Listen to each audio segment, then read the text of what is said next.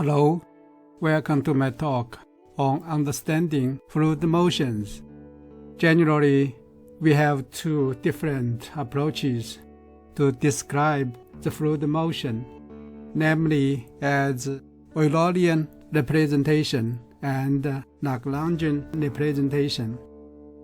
This talk aims to serve for two purposes: to understand the difference between the Eulerian representation and the Lagrangian representation, and to provide the basis for the simplest derivation of Bernoulli's equation. See my next talk. Therefore, in this talk, I will show what is the difference in the two representations for fluid motions. What is the difference between fluid motion and solid motion?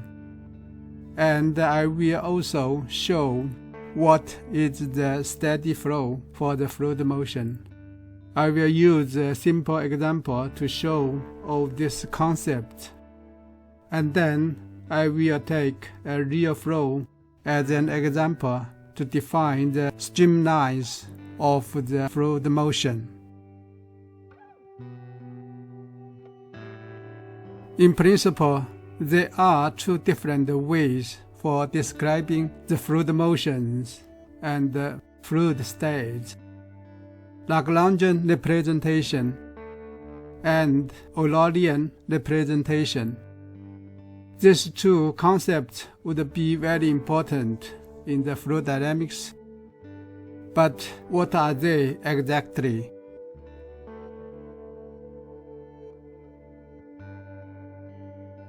In the next few slides, I will use an example of free-falling balls as an analog to the motion of fluid particles to show how we can use different representations to describe the motion of a fluid.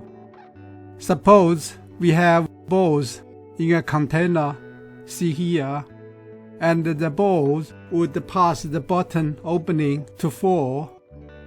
In the Lagrangian representation, the individual particles are chased over time, so we can have a trajectory of the ball, see as this green dashed line. So in this example, we can assume the starting time for the falling ball as t equaling 0 when the ball leaves the hole. And in this coordinate, the ball position can be described by zt, and the ball velocity and the acceleration can be calculated as this and this. Obviously, this Lagrangian representation is the conventional method we have used for studying solid motion. Imagine if the balls are very small and we have lots of such balls, then we can take them as the fluid particles. Thus, in fluids, we would have lots of such particles. As such, the Lagrangian representation would be one approach for describing the fluid motion. A main difference between the solid motion and the fluid motion is that in fluids, we might have to include the forces due to the fluid pressure and the fluid viscous effect, namely the surface forces. But in the solid, we don't have such difficult forces.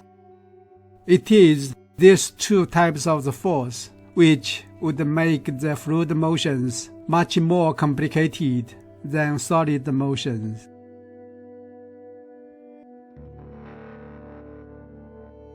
The second representation is called as the Eulerian representation, in which we examine the ball velocity v at the fixed positions. For instance, if we examine the ball motion when they pass the fixed point at z here, the ball velocity would be same whenever a free-falling ball passes the point. This means a steady motion for the falling balls, because at the fixed point, the ball velocity would not change with time. A mathematical expression for this situation is given as this. The partial differentiation of the velocity with regard to time is 0. This mathematical expression means the velocity of the ball past the fixed point is independent of the time.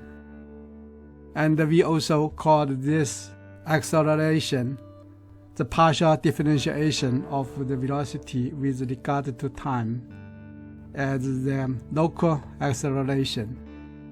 In a steady motion, the local acceleration would be 0, and we will see this better later in this talk.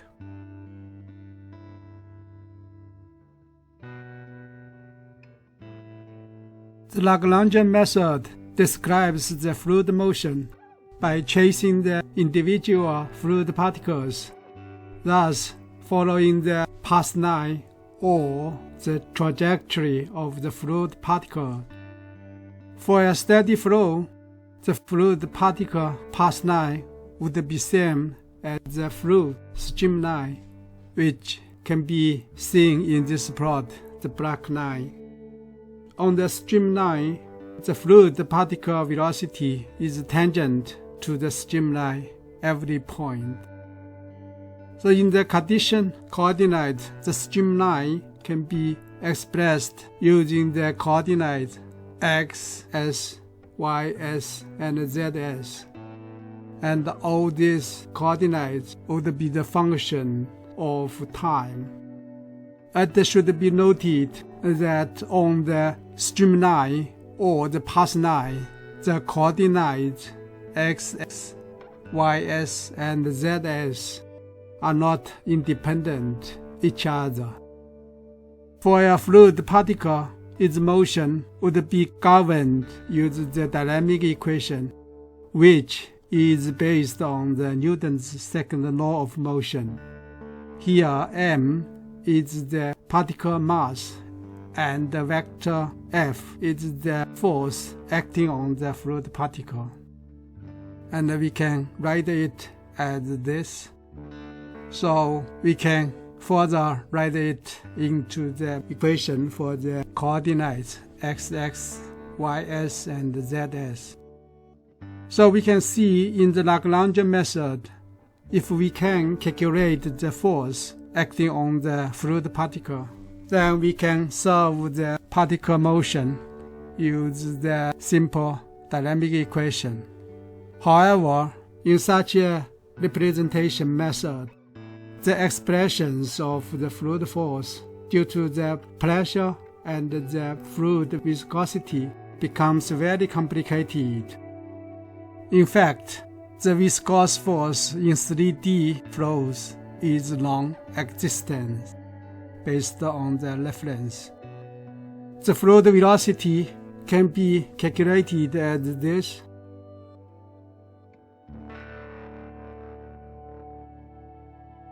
Here we will see an example of the free-falling ball using the Lagrangian representation. In this example, the trajectory of the falling ball is described by zt, and the corresponding dynamic equation is given by this based on the Newton's second law of motion. So we can write the dynamic equation as this. If with time dz on both sides of the equation, we have the expression as this. So we can rewrite the equation as this and this. Here we can see the differentiation dz over dt is actually the velocity of the falling ball. So we have the expression as this. we have the solution for the equation in this coordinate. So if we time the equation by m, the mass of the ball, we have the equation as this. This is the equation for the energy transform between the potential energy and the kinetic energy. It is a form of energy conservation.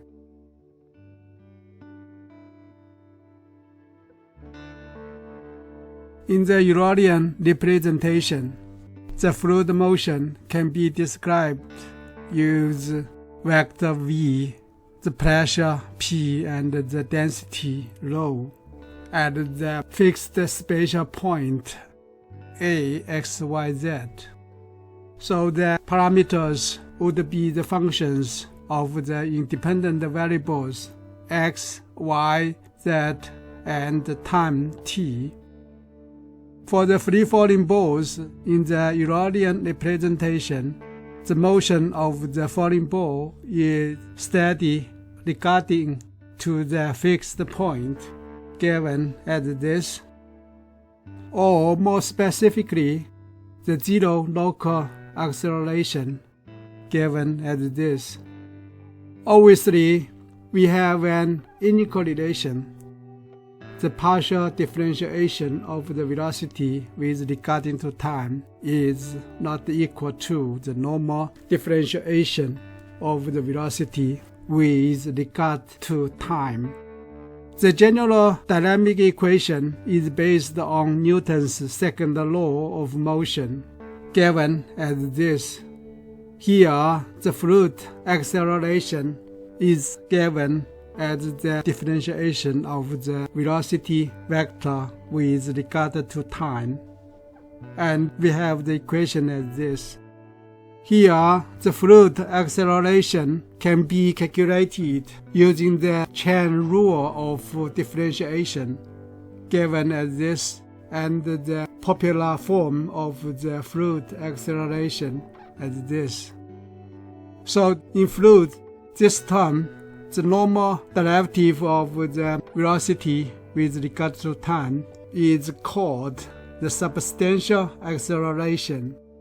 And in some books, the substantial derivative is expressed as this: capital D vector v over capital dt.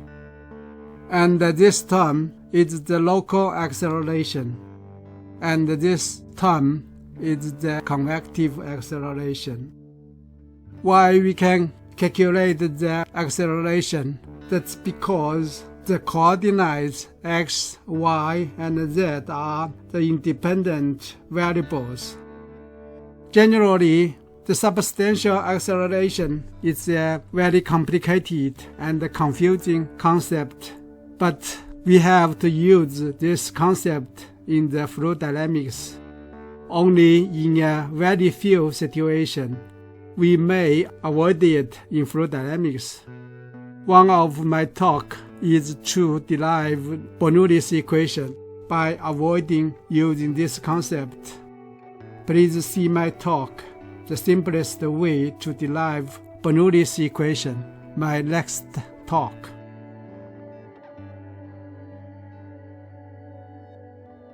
For this example, in Eulerian representation, the ball velocity v would be steady.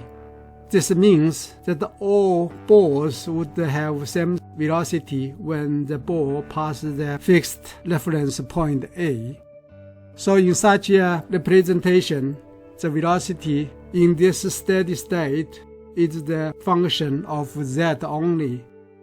The dynamic equation would be given based on the Newton's second law of motion. And consider the substantial acceleration in the Eulerian representation. For this example, we can see these three terms would vanish. So we have the expression as this. Consider the velocity is the function of variable z only. So we have the expression as this. Put these two equations together, we have the expression as this. Solve this equation. We have the equation as this.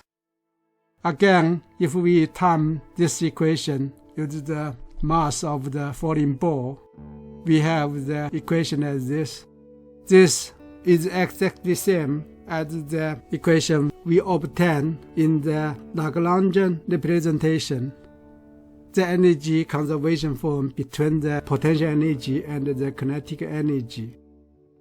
So from these two examples, we can see we can use both representations for the same problem, and we obtain the same answer. Therefore, we can use both methods to solve this particular problem, and this would be same for all fluid dynamic problems.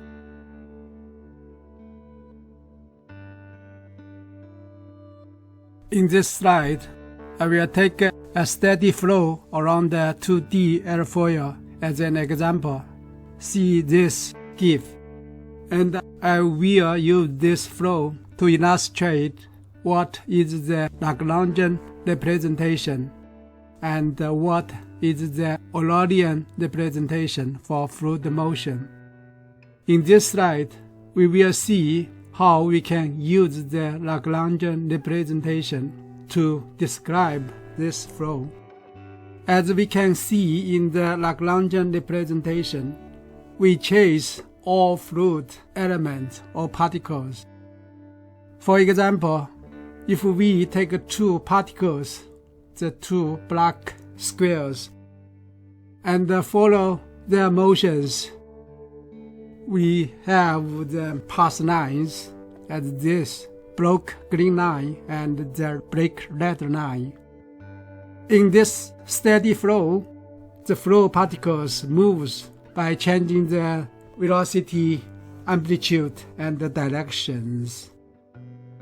Then why we say this flow is steady?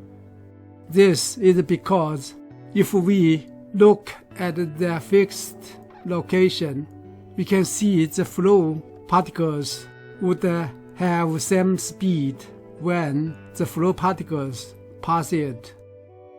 And in this example, the fluid particle path lines, the green lines, would be same as the streamlines of the flow because the flow is steady.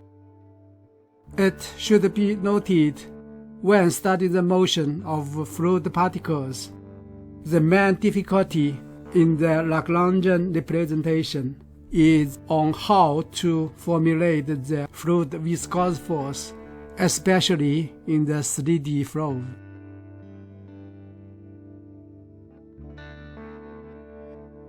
Superficially, the Lagrangian representation for fluid motion is very simple and straightforward. Unlike the Eulerian representation, where the local and convective accelerations must be used. Thus, the non-linear acceleration is involved, so to make the problem more difficult.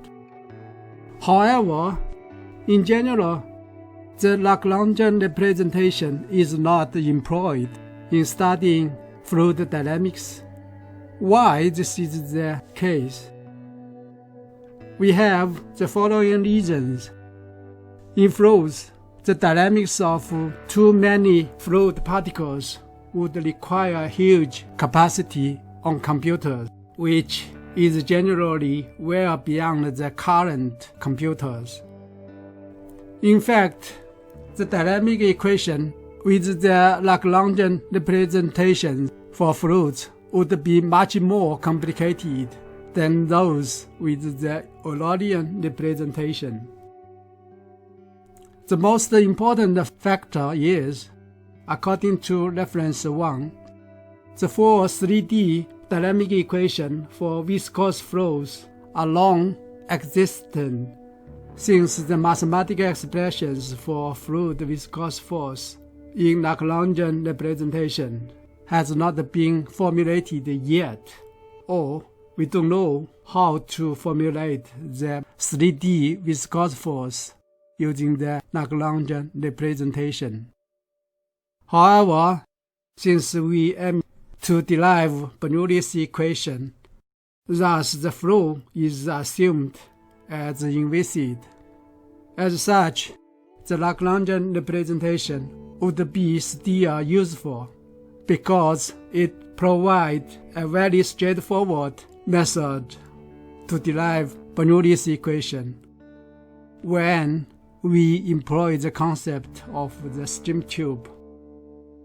Please see my video talk, The Simplest Way to Derive Bernoulli's Equation.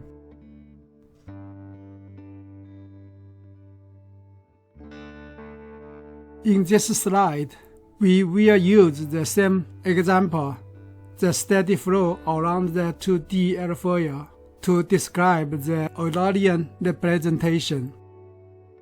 In the Eulerian method, we examine the fluid motion and states at the fixed point in the fluid domain. For this purpose, the fluid domain can be discretized into many small grades. See the very coarse grades in the plot. For a real study, the much finer grades would be used. So in these Eulerian representations, the flow parameters would be the functions of the independent spatial variables x, y, and z, and time t. So we can describe the flow using the fluid velocity given by this, and the pressure use this, and the flow density at this. If we examine the flow in the grid, for instance in the rectangle, we can see the flow would be steady if the grid is small and the sampling rate of the flow is small.